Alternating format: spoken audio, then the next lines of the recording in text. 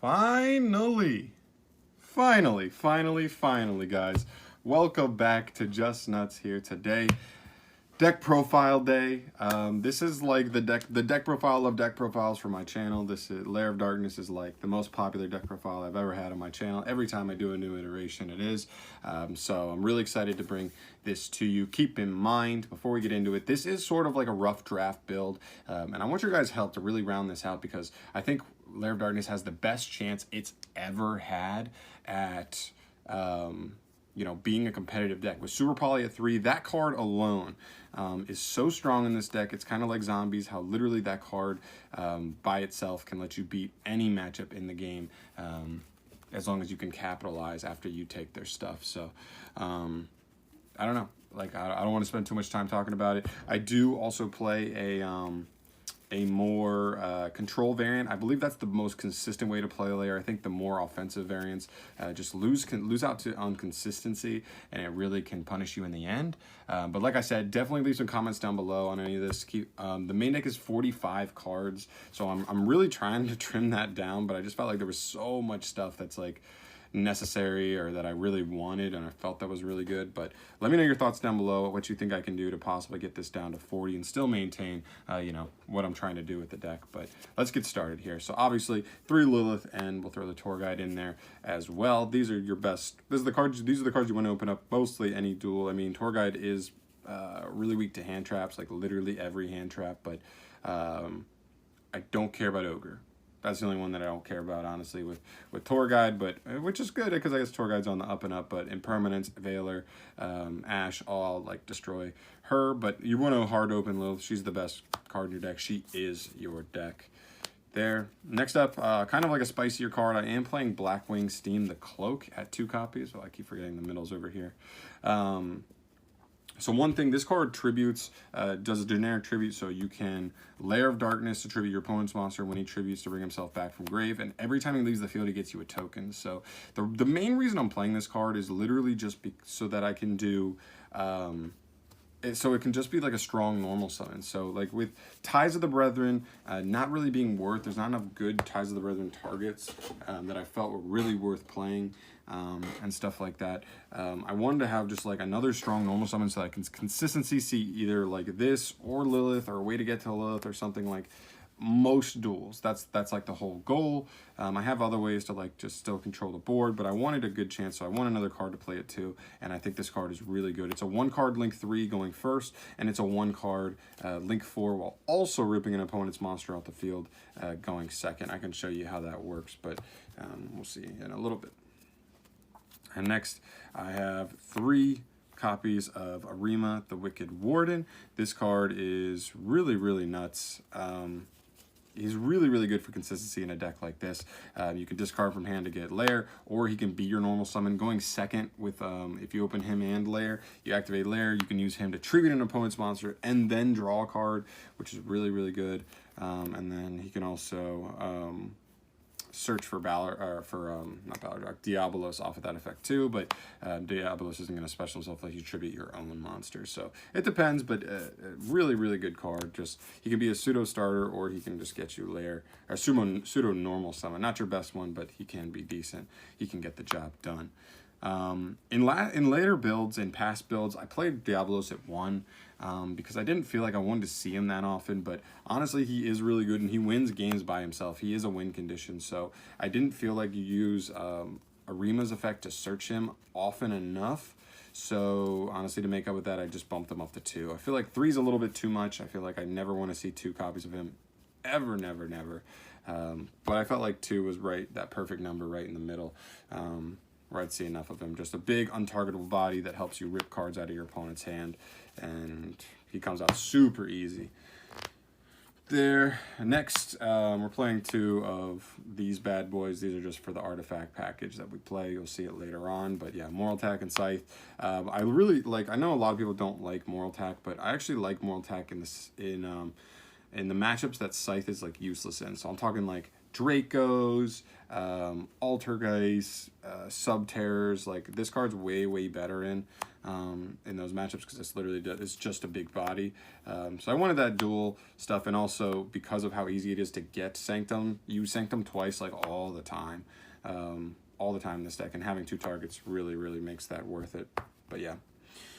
Then for hand traps, at least monster hand traps, 2 Ogre, 2 Ash, nothing crazy here. Ogre's really good at the moment. It hits something in every deck, and it hits like all the best cards in like every deck, which is kind of funny. And then Ash is Ash, so nothing crazy there. I just want to play some hand traps because going second is a problem. Playing a more control variant, and I don't want to just lose game 1 automatically every time I lose the die roll, so boom, just a couple hand traps, nothing crazy.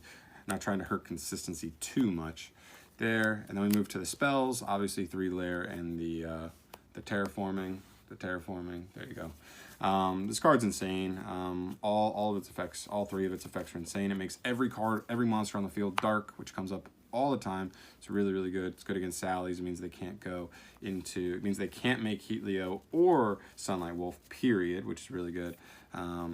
And there are some other specific applications too in the game, but this is really good. It gives you tokens and your opponent tokens. You gotta mitigate that effect to make sure you're being careful with how many tokens you're giving your opponent, but also then you're tributing off your opponent's stuff. Keep in mind that's once per turn, and that is an activated effect, so they can negate that effect to tribute an opponent's monster off. So keep that in mind, and then obviously terraforming for consistency. You want to see that card every single duel, because without it, your deck is like kind of really mediocre. Then for some draw stuff, I do play 3 Extravagance and 2 Duality.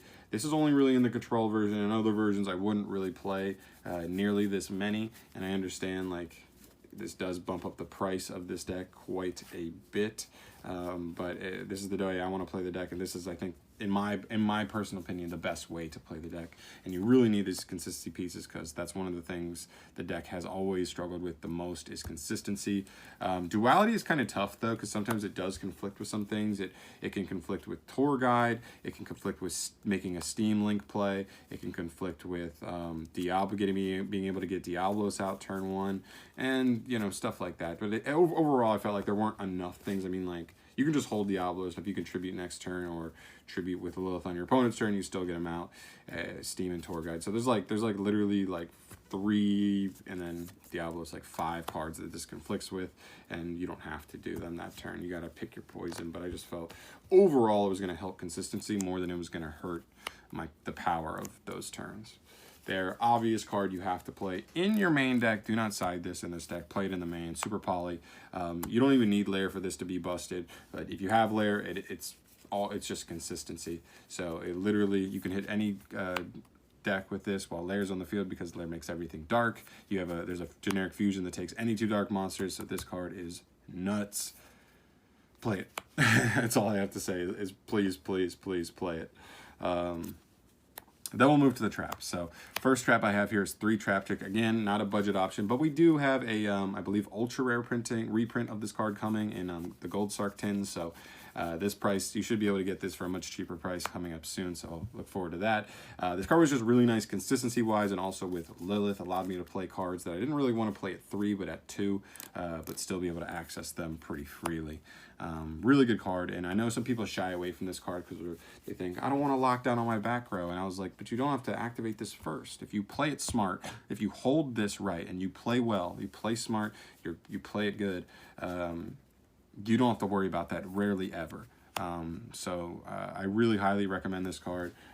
It's just too good. It was just too good, like consistency-wise, and just getting like some of these insane cards, like just grab a Sanctum, like, it's just sick. It just lets me play 6 copies of Sanctum, so I can scythe going first. Because I have Lilith, I have that and this, so I'm literally playing 9 copies of Sanctum going first. So I Sanctum so often, so crazy often. It's really good. And when people see that I'm playing a more control variant of this deck, they like to side in back row hate, and then they go after my back row, and sometimes they'll pop this, or they'll pop one of the artifacts and just get punished for it, which is always the absolute best. So yeah, Sanctum's just too good. 3 copies of Back to the Front. In the more offensive versions, I definitely wouldn't recommend this card. It's a little too slow for those versions, but in this deck, where you really are, you do grind a lot, this card is really nice. So one, if your opponent's like threatening Lilith, like they're trying to bait Lilith out by doing something. Also, well, keep in mind, Lilith can only be negated realistically by like Called by the Grave, and I guess like Millennium Eyes restrict, but that's pretty obscure. So other than Called by the Grave, like nothing stops Lilith. No hand trap touches Lilith. It's only Called by the Grave. So if somebody threatens Lilith, like tries to like, without giving you like a much opportunity, like attacking into Lilith, and you're like, okay, I have to chain Lilith, you can just literally send Lilith to get it back to the front, and then next turn you'll activate back to the front to get Lilith back, and then Lilith will actually be at 2000 attack after that. So it lets you grind that way. It lets you revive Diaboloses if you didn't have a way to tribute. It lets you revive artifacts, Scythe, and more attack on your opponent's turn to then, it still works because it just says if they're special summoned generically on your opponent's turn, it locks them out. So you can boom, use this later in the duel. You can pop something later in the duel, also putting beat sticks on the board. So a lot of good applications for this card. In this version, I think 3 of this is a must-have. Obviously, opening too many is not great, but I think you just got to play it. Then for a couple 2-ofs, I play 2 impermanents. This is just the last 2 hand traps. 6 hand traps in the main, nothing crazy, but I didn't want to just lose going second, so I think these help out a lot. And also, in specific situations, negations are better than some of the other cards I could grab off of Trap Trick. So playing 2 just lets me Trap Trick it out as well. 2 Heavy Storm Duster. This card plays a couple different roles in this deck. One, for those control decks, for Dracos, for Strikers, for Guru, for Altergeist, all those matchups like that, the back row playing decks. And even going first against Pendulums. It lets them waste a lot of resources once you pop their scales and put them in an awkward position. Especially if you hit them at the right time, it can literally end a Pendulum turn. Seriously, if you pop them at the right time and they don't really read that you have this card. So there's that. And also, I like the fact that I can, 1, pop Dead Sanctums if I have my own Dead Sanctums, because you pop a Sanctum, the Sanctum pop anything. And you can pop your own Moral Attack and Scythe if you draw them. So that's another reason I like this card, because like Lilith can grab this, Trap Trick can grab this. I'm essentially making it so I'm playing what, 3, and you could even argue this 4 plus 3 of that, 7 plus this. I'm playing like 9 cards of that can get to this card if I need it, and it just unbricks those artifact hands, which is really nice. There, so that's that. The last trap I play that's a target for Trap Trick is 2 Compulsory Evacuation Device. I just like the utility of this card. This could easily be a card I drop, but I just thought like there were weird situations, especially going second. This is one of the better cards going second, trap cards at least, that like I'm not going to Sanctum for Scythe going second. They've already gone through their extra deck, right? So that doesn't do anything. But if I still win something like removal wise, like sometimes the negate isn't enough. I'm not worried about spell and traps. I'm worried about monsters. I just thought there were specific situations where like removing that monster could be huge. Also the fact that Lilith is pretty small, and if I already tributed a monster there and they were able to get through that and still try to beat over Lilith, this could be a really nice card to just say like, fuck you, you're not getting to Lilith like that. So I just thought it was like really like nice utility card for those specific situations otherwise. And then the last card I play is Metaverse. Getting to Lair, even it's slow, is still really good. It's a floodgate against certain decks. If you have Lilith, it lets you tribute one of your opponent's monsters, so it becomes an actual disruption. And then, you know, and even if not, you just get it to your hand and you bait out Twin Twisters on this card, you chain it, you still get Lair out, and they get wasted at Twin Twisters, stuff like that.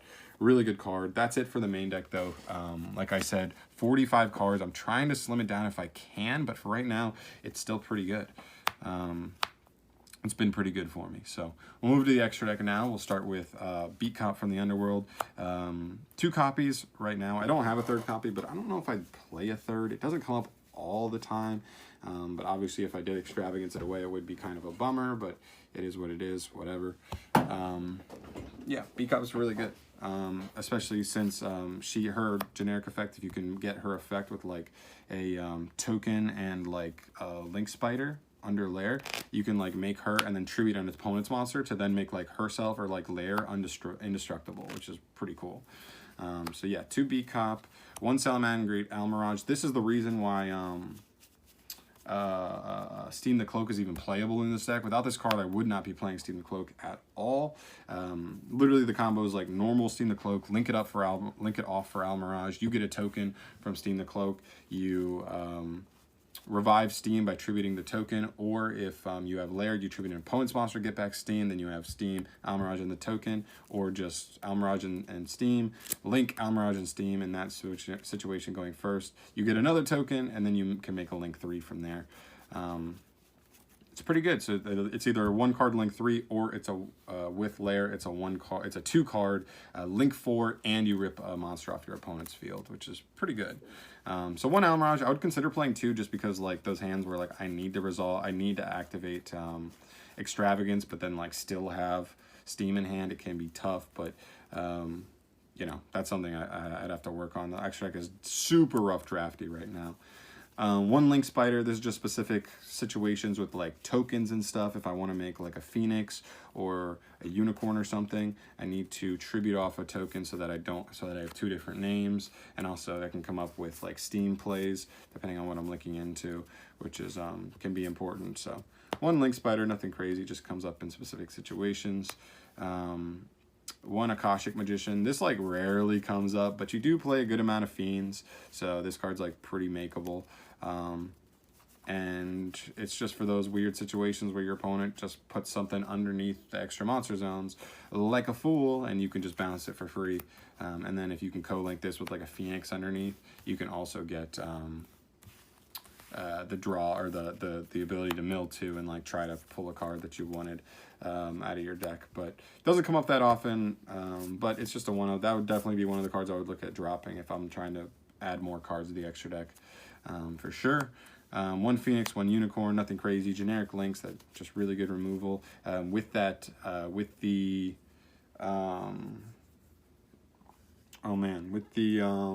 Steam the Cloak play, you can go through like both of these, and if you have like the going second play where you can make the link 4's worth, you can literally like have this co-linked so that you get the draw and then make Unicorn and spin something. So 2 removals while also in the process of making a link 4 seems pretty good to me.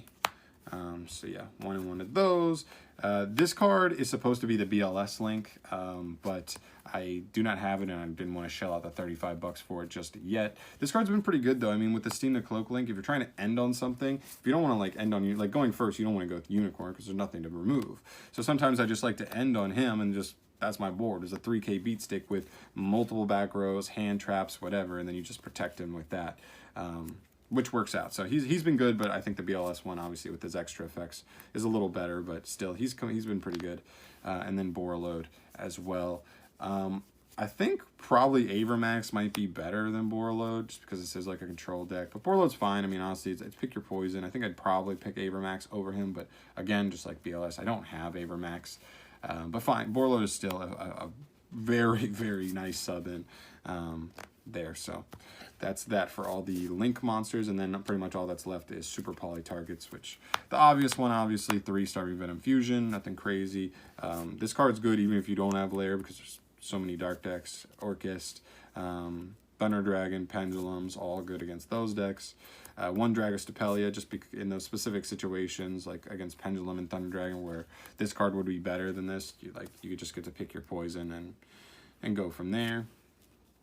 1 Mud Dragon of the Swamp, and 1 Chimera, Duplexer Chimera round me out.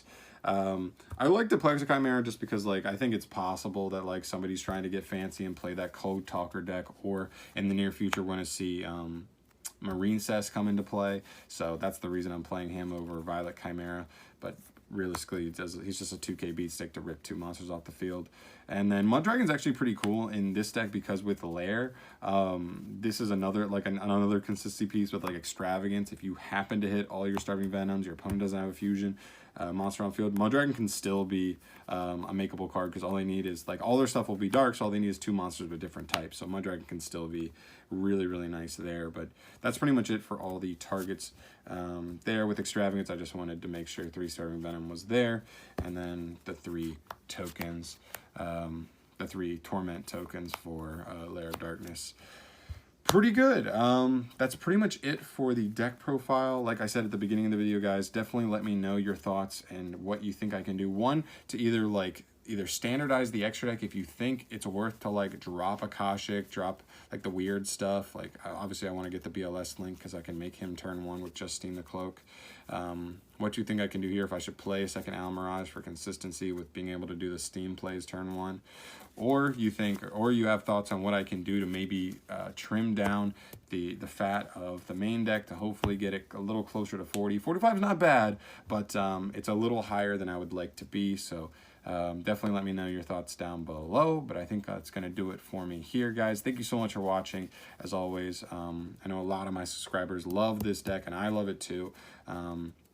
And I really want to take it to some events this year and hopefully, you know, do my best shot to get you guys a top, because I think that would be so cool if I could actually make this deck perform at a legit event like that. But we'll see where we go. We'll see where we end up in the future. But for now, thank you so much for watching. As always, subscribe if you're new to the channel. If you've never seen my stuff before and you liked what you saw here today, definitely subscribe for more stuff from me in the future. And I will catch you in the next deck profile. More stuff coming soon. Fire Fist deck profile for sure coming. And I might wait a little bit to pick up the stuff. It's like really expensive right now to get all the new stuff. So I might wait a little bit there, but definitely in the next couple weeks, I'm really excited to get the Fire Fist deck built. And I'll show you that soon. So thanks again. And peace.